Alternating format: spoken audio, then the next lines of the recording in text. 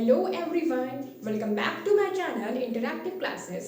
तो आज हम लोग क्लास 10 एनसीईआरटी बुक में एक्सरसाइज 10.2 का क्वेश्चन नंबर 3 डिस्कस करेंगे। इसके पहले क्वेश्चन 1 एंड क्वेश्चन 2 हमने प्रीवियस वीडियोस में डिस्कस कर लिया है। So let's start the question number 3। If tangents PA and PB from the point P, इसके पहले अच्छा आप देख रहे हैं कुछ थ्योरम्स लिखी है फर्स्ट एंड सेकंड। सो ये थ्योरम्स किस लिए लिखी है? बिकॉज इन थ्योरम्स का यूज मुझे यहाँ पे करना है, दैट्स व्हाई ये थ्योरम मैंने यहाँ पे लिखी है। तो अभी इन थ्योरम्स का यूज करके हम इस क्वेश्चन को सॉल्व करेंगे।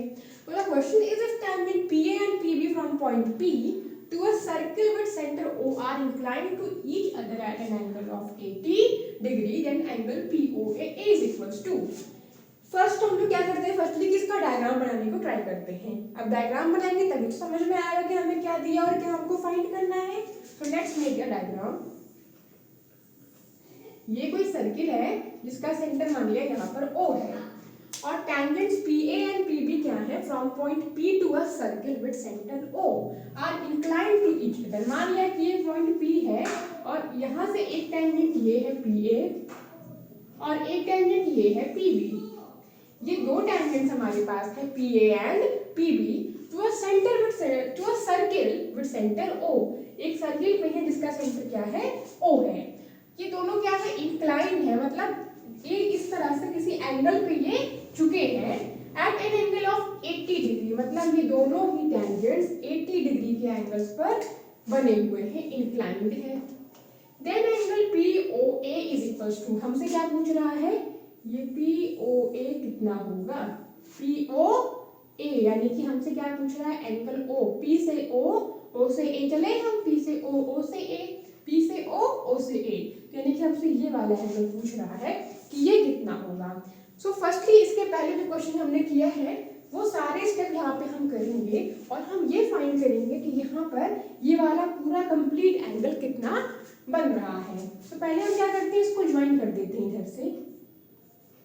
अब देखिए कि फ्रॉम थ्योरम फर्स्ट, जो हमारे पास थ्योरम फर्स्ट है वो क्या कहती है कि tangent drawn to a circle is perpendicular to the radius through the point of contact. इसका मतलब कि अगर किसी सर्किल पे हम टेंजेंट ड्रॉ करते हैं तो वो क्या होता है, परपेंडिकुलर होता है। किसके होता है, रेडियस के होता है, through the point of contact का मतलब जिस पॉइंट से वो टेंजेंट उस सर्किल के कांटेक्ट में है।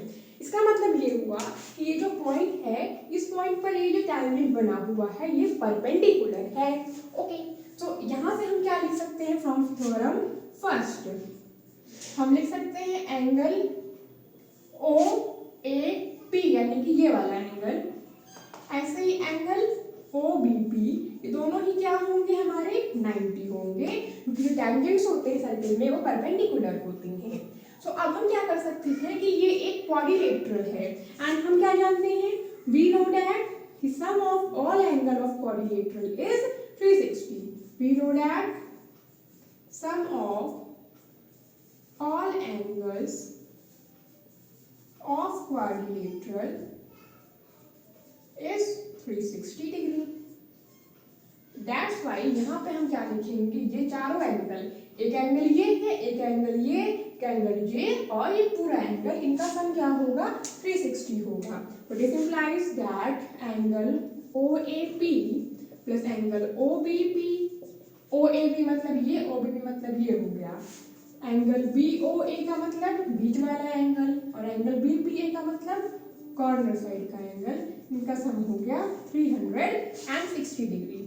सो OAP और OBP हमने क्या फाइंड किया है, 90 फाइंड किया है। सो 90 प्लस 90 और इस सेंटर वाला एंगल अभी हमको फाइंड करना है, plus angle BPA is equals to 360 degree. तो ये 90 90 180 हो जाएगा और BPA तो हमको दिया है ना, ये कितना दिया हमको, 80, 90 90 180 प्लस 80 260 हो जाएगा ये, plus angle BOA is equals to 360 degree. So यहाँ से हम क्या लिख सकते हैं कि angle BOA is equal 360 minus 260, that is ये कितना आ जाएगा, 100 डिग्री आ जाएगा। यहाँ से हमने क्या देखा कि ये जो एंगल BOA है वो क्या है, पूरा 100 डिग्री आ गया, बट हमें पूरा कंप्लीट एंगल नहीं फाइंड करना था, हमें सिर्फ इतना इसका हाफ पार्ट है ये जो ये हमको फाइंड करना है। हमने क्या किया कि टोटल हमने इसमें दो एंगल्स थे वो हमने कहा 90 होंगे, एंड देन ये एक क्वाड्रिलेटरल था, सबका सम हमने किया 360 से, और यहाँ से ये सेंटर वाला एंगल हमने 100 कैलकुलेट किया। But what we have to find, we have to find angle POA। सो इसके लिए हम क्या करेंगे, इन दो ट्रायंगल्स को हम कॉन्करेंट कर सकते हैं, और हम ये दिखा दें कि ये वाला एंगल और ये दोनों एंगल बराबर बराबर होंगे। तो जब पूरा 100 होगा तो बराबर बराबर 50 एंड 50 हो जाएंगे। सो अब हम नेक्स्ट क्या करने जा रहे हैं, इसको हम कॉन्ग्रुएंट करने जा रहे हैं। इन ट्राइंगल, ट्राइंगल कौन सा लेते हैं, POA और POB। ट्राइंगल POB, हमारे पास तीन चीज होनी चाहिए हमें कॉन्ग्रुएंट दिखाने के लिए। तो PO और PO क्या है हमारे पास, कॉमन है, और हमारे पास OA और OB, इस ट्रायंगल में OA और इस ट्रायंगल में OB क्या है हमारे पास, OA and OB are the radii.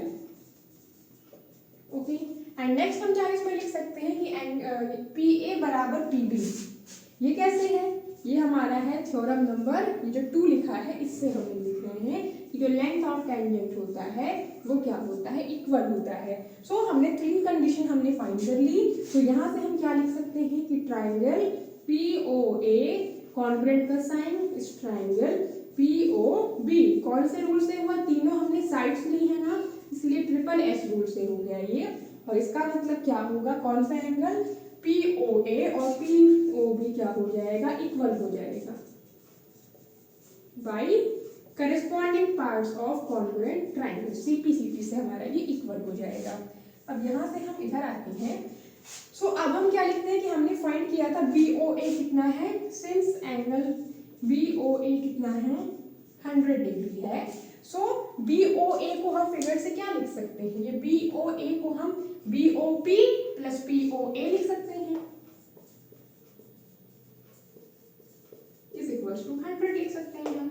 और BOP और POA हमारे क्या है, इक्वल है, और हमें क्या चाहिए, सिर्फ और सिर्फ AOP चाहिए, यानी कि हम BOP को किससे रिप्लेस कर देंगे, AOP से रिप्लेस कर देंगे। POA लिखो चाहे AOP, बात तो एक ही है।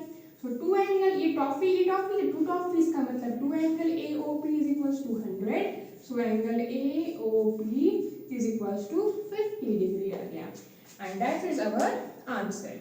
इसको हम मान लेते हैं क्वेश्चन नंबर 2, और यहाँ पे हमने जो है 2 इसको दोनों को इक्वल लिखा था ना, POP को AOP के बराबर लिखा है, तो यहाँ पे लिख देंगे क्या कि हमने क्या यूज किया है, यूजिंग सेकेंड, और हमारा एंगल AOP क्या हो गया, 50 आ गया। सो इस तरह से हमने इस क्वेश्चन को पूरा सॉल्व किया है, और हमारा एंगल AOP 50 डिग्री आ गया है। सो आई होप आपको ये क्लास समझ में आई होगी। Thank you for watching, let's meet in the next video.